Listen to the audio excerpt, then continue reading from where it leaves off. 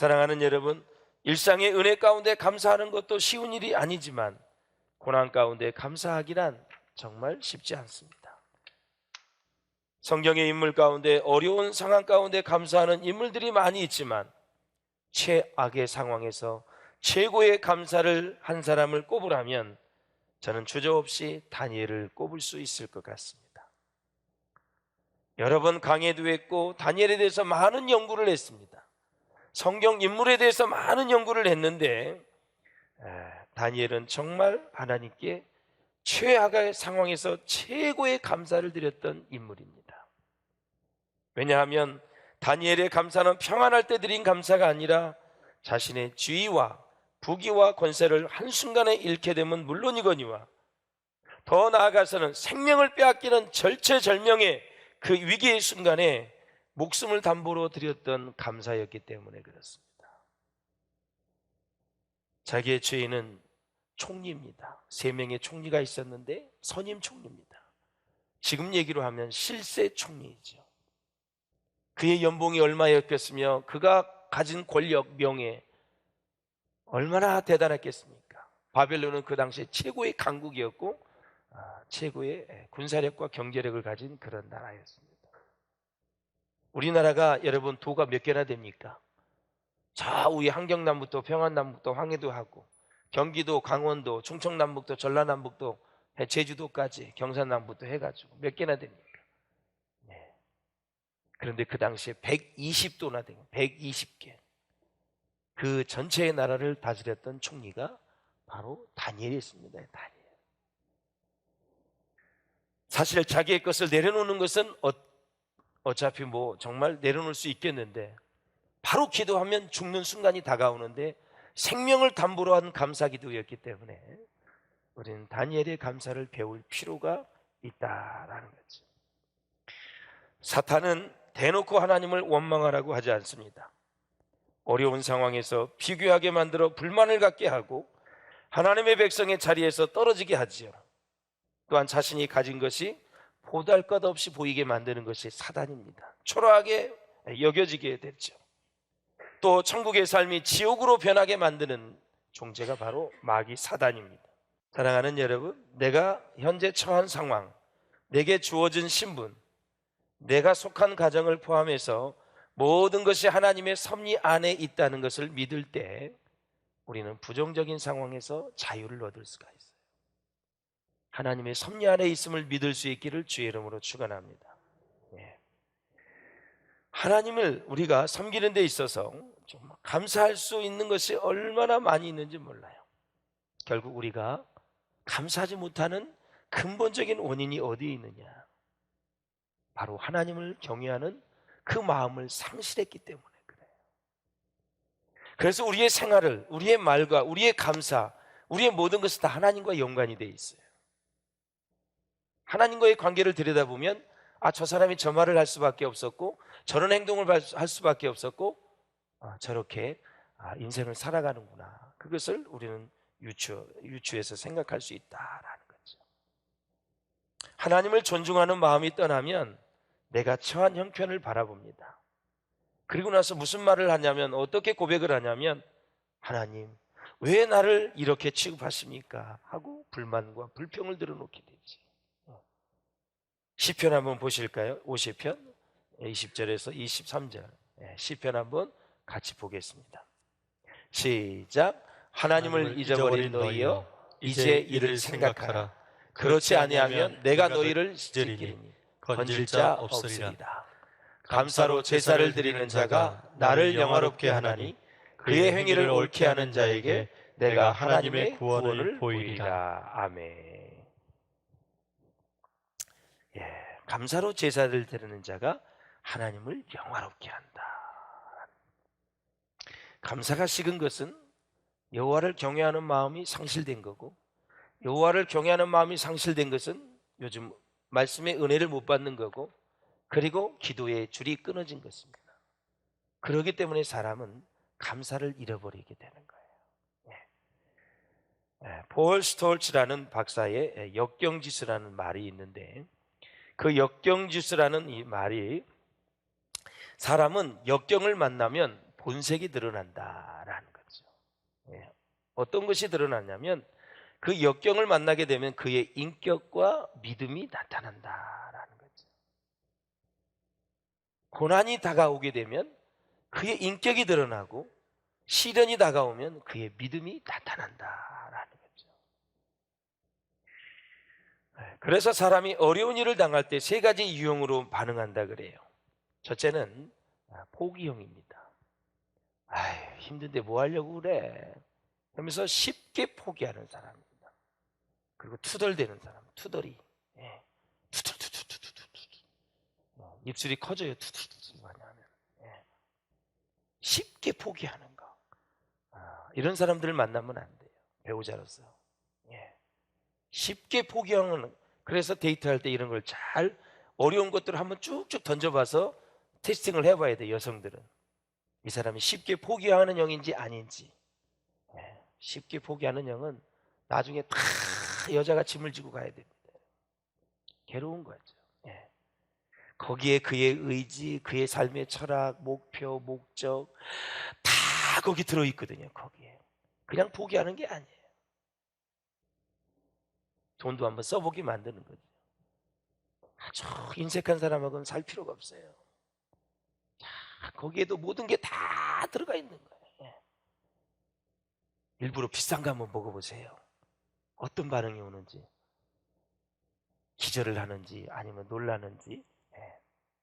아주 가난해서 아주 싼 것도 한번 먹어보고요. 그러면 그 사람의 반응을 보면 그 사람을 다 인격과 그의 마음을 다 알 수가 있어요. 돈을 어떻게 쓰는지, 돈을 어떻게 바라보는지 다 알 수 있단 말이죠.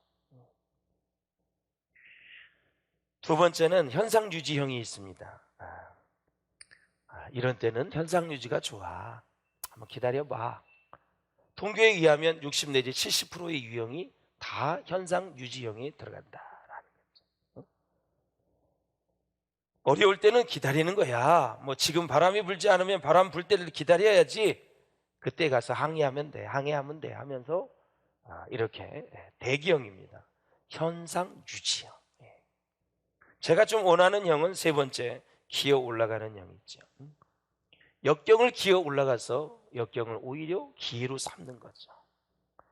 이번은 아주 좋은 기회가 될 거야. 예? 이 위기가 왔지만 우리에게 좋은 기회가 될 수 있을 거야 하면서 그것을 기회로 삼으면서 하나님을 의지하는 사람. 이러한 사람은 소망이 있는 사람. 이런 사람이 앞으로 미래의 비전이 있는 사람입니다. 예. 어려운 일을 탁 만났을 때 반응을 보셔야 돼요. 예. 그래서 하나님이 하시는 일, 지금의 이 역경을 통해서 하나님께서 하시는 그 일들에 대해서 그 의도를 알 수 있고 그것을 해석할 줄 알고 또 그것을 따라 살아갈 수 있는 믿음이 있는지 이것을 쫙 볼 수 있어야 된다라는 거예요. 예. 하나님이 주시는 기회는 순풍에 돛을 단 것이 아니라 그야말로 역경입니다. 역경. 어려움, 시련입니다.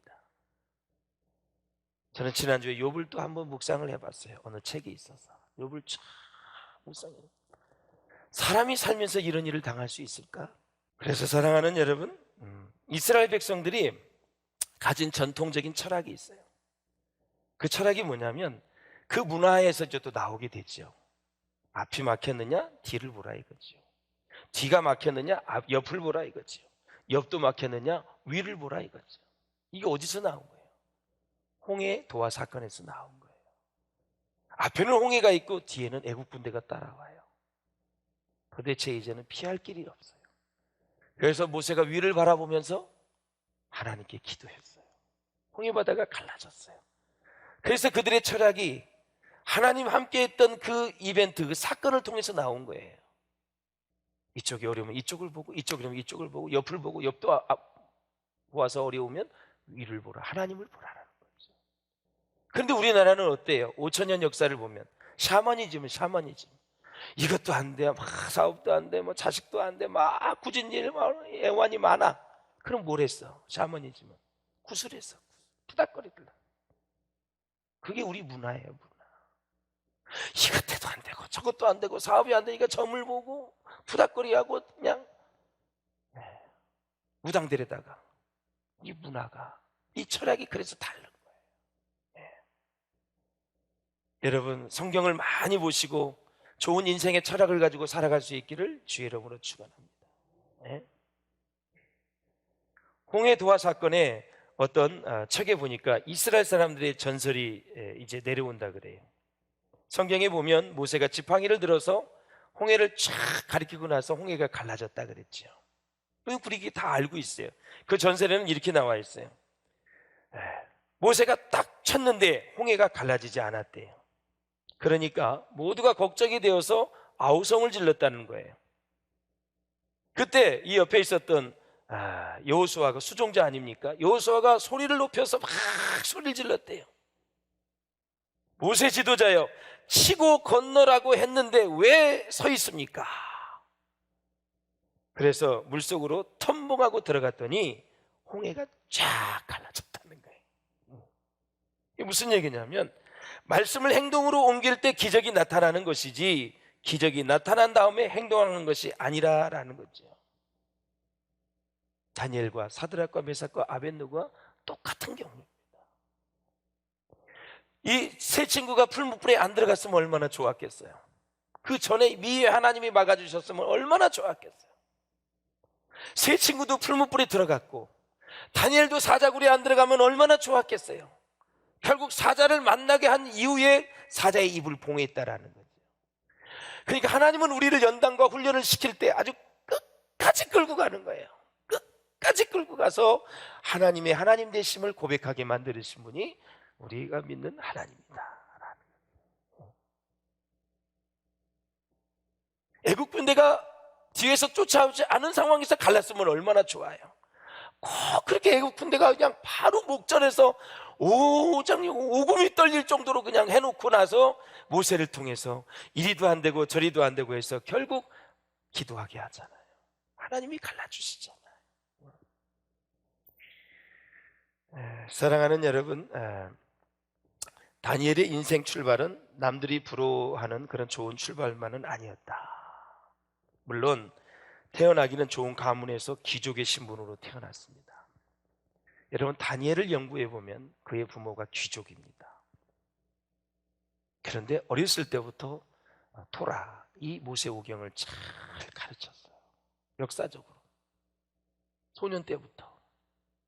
그래서 도대체 이 다니엘의 신앙과 그 사드락 메삭 아벳느고도 연구를 해보니까 그 가문도 어렸을 때 말씀을 가르친 거예요. 기도를 가르친 거죠. 말씀에 순종하는 것도 가르치고. 그러니까 어느 위기의 순간이 오니까 그것을 포기하는 것이 아니라 이 젊은이들이 어린 청소년 때 말씀이 들어가면 목숨을 걸거든요. 에너지가 있어요. 그리고 의로움이 있어요. 근데 나이를 많이 먹으면 타협을 잘해. 좋은 게 좋은 거야. 왜? 산전수전 다 겪어보니까 그 어려운 걸 안 겪으려 그래. 근데 젊은이들은 안 그래요. 말씀을 그대로 믿고 나아가는 거예요. 그래서 하나님이 20대 때 썼던 인물들이 너무 많이 있어요. 성경의 인물. 그리고 교회사적으로도 20대 때 30대 때 썼던 인물이 너무너무 많은 거죠. 사랑하는 여러분, 누구보다도 고난과 아픔과 피눈물로 청소년의 시기를 보낸 사람이 바로 다니엘이었다. 왜? 어린 나이에 나라를 잃어버렸잖아요. 포로로 잡혀갔잖아요. 가족과 헤어지는 생이별을 한 것이죠. 지금처럼 더 출세하기 위해서 유학을 간 게 아니라 더 좋은 삶을 위해서 여러분 돈을 들여서 이민을 간 게 아니란 말이죠. 포로로 잡혀간 거예요. 노예예요, 노예. 네. 사랑하는 여러분, 단지 포로가 되어 온갖 핍박과 서름을 당하며 험난한 인생길을 이제는 스스로 개척해 나가야만 됐던 인물이 바로 다니엘이었다. 부모와 형제 자매의 도움도 전혀 기대할 수 없습니다. 부모가 어디 있어요? 다 생리별했는데 혼자 남은 거죠. 당시에 포로로 잡혀간 인원이 한 5만 4천 명이 돼요. 5만 4천. 모든 포로로 잡혀갈 때는 젊은 사람, 똑똑한 사람, 두뇌가 좋은 사람, 인재를 쓸 수 있는 사람 5만 4천 명을 다 골라가지고 바벨론으로 데려간 거예요. 거기에 지금 다니엘이 들어가 있는 거죠. 그런데 이 다니엘은 어린 시절부터 하나님 안에서 일찍 하나님의 뜻을 내 마음에 새기고 정했습니다. 평생 기도하며 살리라. 평생 말씀대로 살리라. 내가 사는 곳이 이방이든 조국이든 포로의 그런 신분이든 간에 뜻을 정한 거예요. 이게 참 멋진 인생이에요. 여러분도 뜻을 정할 수 있기를 주의 이름으로 축원합니다. 바벨론 왕이 120명의 방백을 세우고 다스리는데 총리 3사람을 세웠어요. 우리나라는 총리가 1명이지요. 그런데 이 다니엘이 아주 실세 총리예요. 다리오 왕이 그 3사람 중에 다니엘을 선임 총리로 세운 거예요. 그래서 역사들 연구에 의하면 아까 5만 명이 넘는다 그랬어요. 그래서 다니엘이 진짜 어떻게 인정을 받았는지 한번 3절을 읽어보세요. 3절 시작. 다니엘은 마음이 민첩하여 총리들과 고관들 위에 뛰어남으로 왕이 그를 세워 전국을 다스리게 하고자 한지라. 아멘. 다니엘의 일생을 연구해보면 마음이 민첩했다 그러는데 하나님의 신에 감동받았다. 마음이 민첩했다는 것은 모든 순간순간마다 하나님의 관점으로 볼 수 있는 눈이 있었고, 성경적 가치관을 통해서 세상을 읽을 수 있었고, 요셉이 그렇게 하나님의 신에 감동한 인물로서 꿈을 잘 해석해서 총리가 된 것처럼 다니엘도 느부갓네살 왕 때 꿈을 잘 해석을 해서 여러분 총리의 반열에 이르게 된 거예요. 다니엘은 3왕을 거쳤어요. 느부갓네살 왕, 벨사살 왕, 마지막 메데 바사의 다리오 왕까지 여러분 3대에 걸쳐서 왕을 섬긴 인물이 다니엘이에요. 80년 동안 공직 생활을 한 거예요. 다니엘은 마음에 민첩했다. 하나하나 문제를 해결하는 게 대단한 거예요. 다니엘을 능가할 사람이 없는 거예요. 누가 지혜를 주시기 때문에? 하나님이 지혜를 주시기 때문에. 모든 정책에서도 뛰어나, 기획도 뛰어나. 그러니까 벨사살 또 뭐 느부갓네살 왕, 뭐 다리오 왕이 전부 원한 거예요. 최장수 공무원, 최장수 축복을 받은 공무원이 바로 다니엘이다. 근데 시기가 났어요.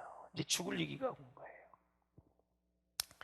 사랑하는 여러분, 30일 동안만 어느 싱에게나 사람에게 무엇을 이제 구하는 자가 있으면 사자굴에 넣는 금령을 세우고 다리오 왕에게 아부를 떨어서 어인을 찍게 해서 결제를 받아요. 여기에 탁 걸린 거예요. 예. 그런데 이렇게 신실하게 정직하게 살고 하나님을 잘 섬겼던 다니엘이 하나님 앞에 원망할 수 있어요. 왜 내가 사자굴에 들어가야 됩니까?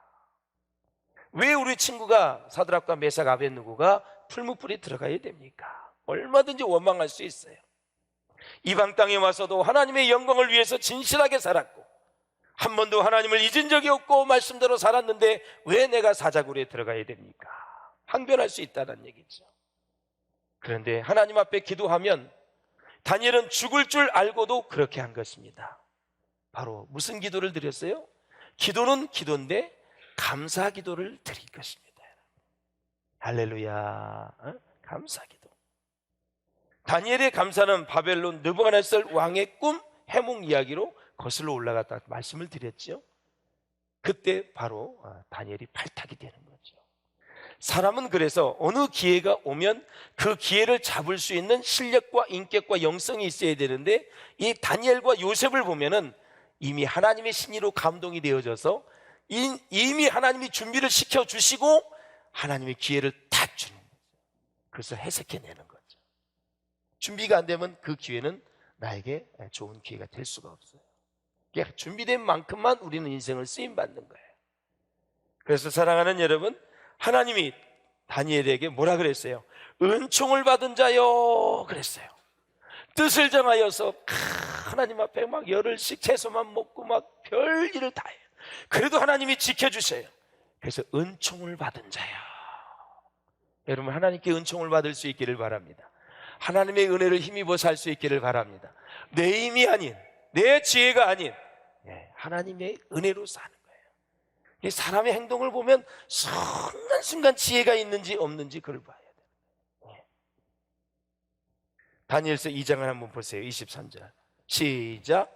나의 조상들의 하나님이여, 주께서 이제 내가 지혜와 능력을 주시고 우리가 주께 구하는 것을 내게 알게 하셨사오니 아멘. 사랑하는 여러분, 그러면서 내가 주께 감사하고 주를 찬양하나이다. 곧 주께서 왕의 그 일을 내게 보이셨나이다 하니라.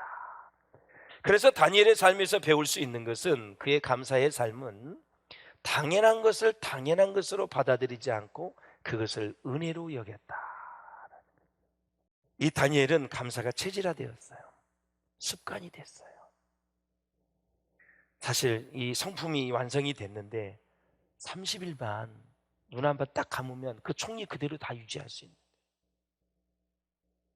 30일만 그냥 조용히 묵상기도 해도 돼.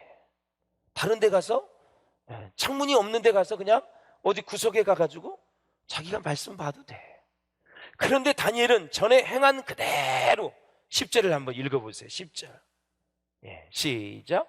예루살렘으로 향한 창문을 열고 전에 하던 대로 하루 3번씩 무릎을 꿇고 기도하며 그의 하나님께 감사하였더라. 아멘. 그래서 작은 일상이 하나님의 선물임을 깨닫는 순간 나와 함께하는 모든 것이 감사의 대상으로 바뀔 수 있다라는 거죠. 이렇게 공개적으로 이제 기도를 하는 다니엘의 모습, 참 어떻게 보면은 진짜 30일만 딱 눈 감으면, 그렇다고 해서 하나님 안 섬기는 것도 아니고, 그런데 자기가 기도하면 죽을 줄을 알고 그대로 기도하는 다니엘의 모습을 볼 수가 있어요. 그래서 감사는 하나님의 은혜를 깨닫는 만큼만 하는 것입니다. 깨닫는 만큼, 더도 말고 덜도 말고 깨닫는 만큼만 하는. 깨닫고 나면 감사가 아닌 것이 없습니다. 고난도 감사, 역경도 감사, 실패도 감사, 아픔도 감사, 질병도 감사, 다 모든 것이 합력하여 선을 이루는 하나님의 은혜임을 깨닫는 순간 우리는 범사에 감사할 수 있다라는 거죠. 환경이 달라져야 감사하는 것이 아니고 늘 우리는 겸손한 사람과 믿음이 있는 사람만 감사할 수 있다. 저는 토마스 에디슨의 발명왕 책을 보면서 깜짝 놀랐어요. 에디슨이 어느 날 긴 여행을 했습니다. 여행 중에도 기차 안에서 자그마한 실험실을 만들어 놓고 연구를 했어요. 그런데 옛날 기차가 이제 석탄을 떼기 때문에 덜그덩 요동치는 바람에 그만 이 시약병이 하나 떨어지고 나서 화학작용을 일어나서 연구실에 불이 났어요. 그동안 연구해 오던 자료가 몽땅 타버리는 그런 시간이었습니다. 자신의 몸도 위험하게 되었을 때 차장이 달려왔어요. 차장이 있잖아요. 기차에 보면 이 에디슨을 차장 밖으로 던져버린 거예요. 열차가 달리고 있는데 얼마나 화가 났으면 그럴까요? 간신히 목숨은 건졌는데 그때 에디슨은 다쳤어요. 동시에 귀가 멀었습니다. 귀가 안 들리는 거예요. 그는 한평생 많은 연구를 했고 많은 발명을 이루어냈는데 발명왕이 되어 기자들이 몰려와서 물었습니다. 어떻게 그렇게 많은 연구를 할 수 있었느냐?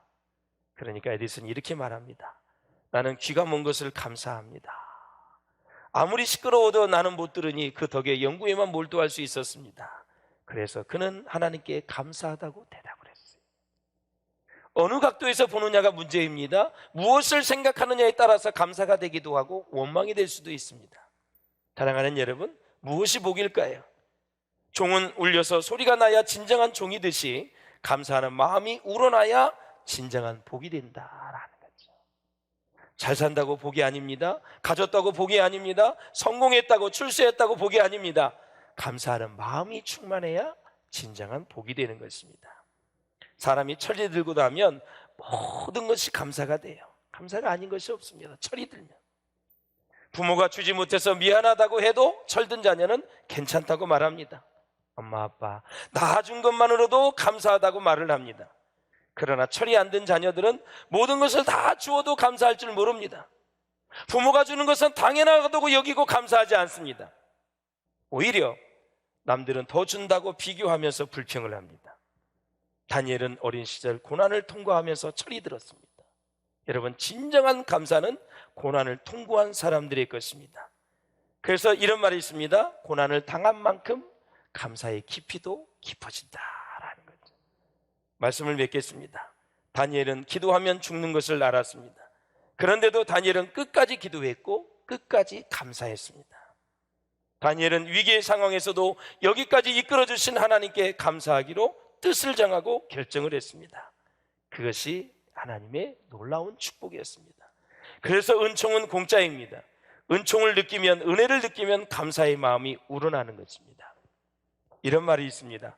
문제가 생기면 삼류 인생은 남을 탓하고 원망하며 핑계거리를 찾습니다. 그러나 이류 인생은 무조건 참아냅니다. 그러나 인류 인생은 감사하며 산다라는 사실이죠. 한 주간도, 아니 평생을 다가도록 최악의 상황에서 최고의 감사를 했던 다니엘처럼 그렇게 감사의 인생을 살아가는 저와 여러분 될 수 있기를 주의 이름으로 축원합니다.